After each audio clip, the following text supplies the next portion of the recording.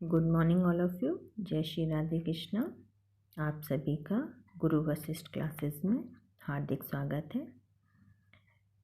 एक बच्चे ने मुझे पूछा था कि मैम आपने ये वाला एक क्वेश्चन था जैसे 2 क्वेश्चन में प्रॉब्लम हो रही थी, तो वो मैम है, तो कृपया आप सुन लीजिए मैम। मैं आपको इस वीडियो में फिर से बता रही हूँ। समाजीकरण द्वारा बालक का व्यवहार होता है, तो इसमें मैंने आपको बताया था, आप इसे फिर से ध्यान दीजिएगा। 4 ऑप्शन दिए थे। पहला था परिमार्जित, दूसरा विकृत, अलौकिक और अद्वितीय। तो अद्वितीय का क्या मतलब है? मतलब जिसके समान कोई दूसरा ना हो। अलौकिक जो संसार से परे हो, जैसे कि भगवान। अब विकृत यानी कि बहुत अनोखा रूप, भयानक भी हो सकता है, डरावना भी हो सकता है।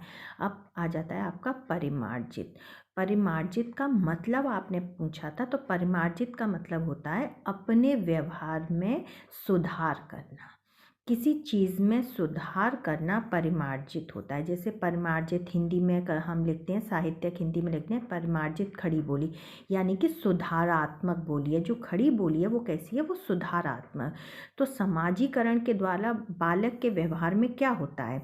ये सारी चीज़ें तो होने से नहीं, तो वो क्या है? बालक का सुधार होता है। तो परिमार्जित का मतलब होता है सुधार करना।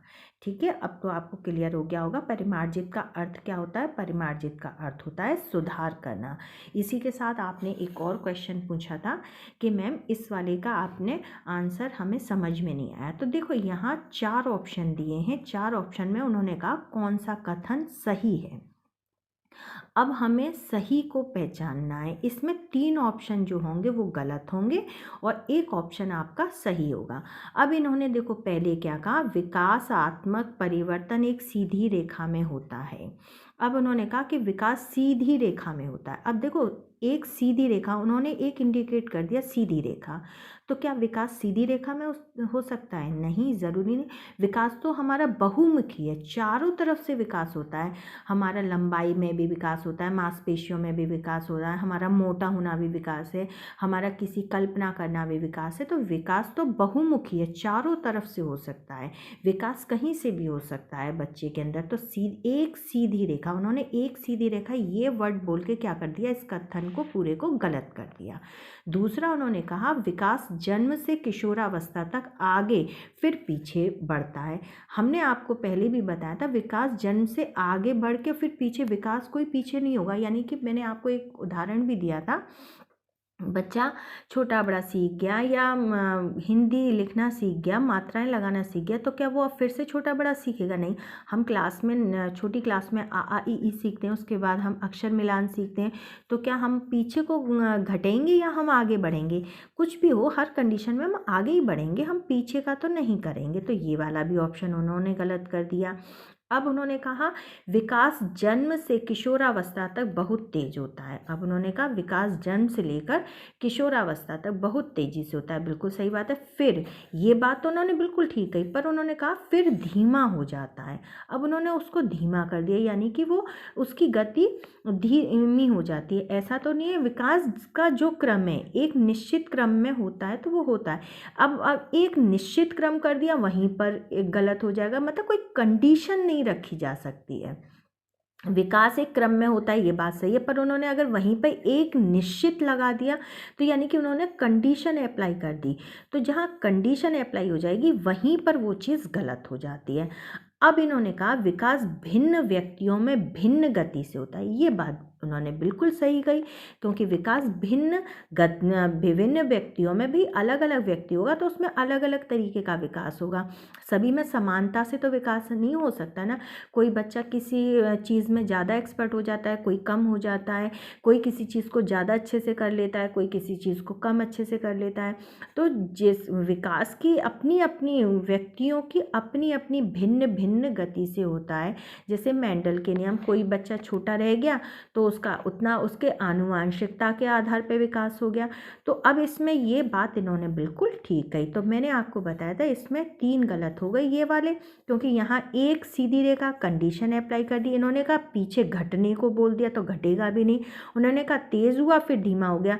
अरे ये कोई गति थोड़ी है जो तेज़ होके फिर उसकी रफ्तार धीमी हो जाएगी, ऐसा भी नहीं है। तो यहाँ भी कंडीशन अप्लाई कर दी, तो इसलिए ये तीनों ऑप्शन हमारे गलत हो गए, ये सही हो गया। अब आपको समझ में आ गया होगा। अब तो अगर अभी भी किसी को कोई डाउट हो तो आप ऐसे ही हमें पर्सनली भी बोल सकते हैं और कमेंट के द्वारा भी हमें पूछ सकते हैं। अब आ जाता है हमारा नेक्स्ट क्वेश्चन हमारे आ जाते हैं, संवेग व्यक्ति की कौन सी दशा है। अब उन्होंने पूछा कि संवेग व्यक्ति की कौन सी दशा है। अब ध्यान दीजिएगा, व्यक्ति की दशा पूछ रहा है और संवेग का मतलब हम जानते हैं, संवेग हमारा क्या है, जैसे कि गति करना, यानी कि इसमें हमारी भावनाएं जो आ जाती हैं, संवेग हमारी भावनात्मकता जो आ जाती है वो संवेग में हो जाएगा। अब विकृत होना, भयानक होना, कोई भावना को प्रदर्शित कर रहा है, नहीं कर रहा। अद्वितीय होना भावना को प्रदर्शित कर रहा है, नहीं कर रहा।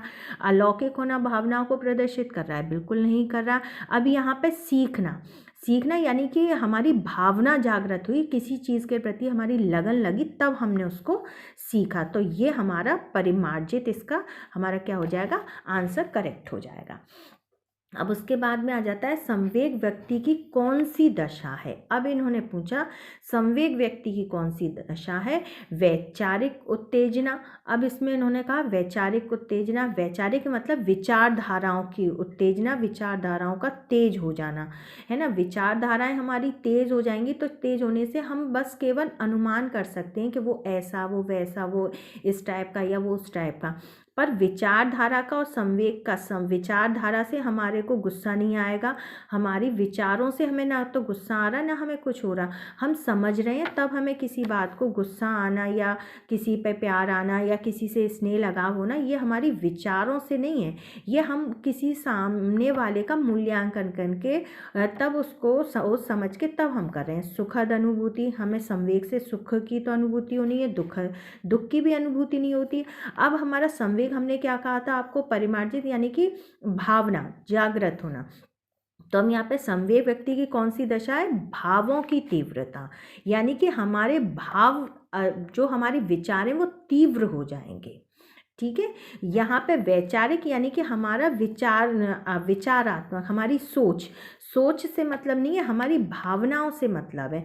जब किसी के प्रति हमारी भावनाएं उग्र हो जाएंगी तो हमें तो उग्रता की चीज़ आ जाएंगी, ये विशेषण में आ जाता है, यानी कि हमारी विशेषताओं को, संवेग हमारी विशेषताओं को प्रकट करता है।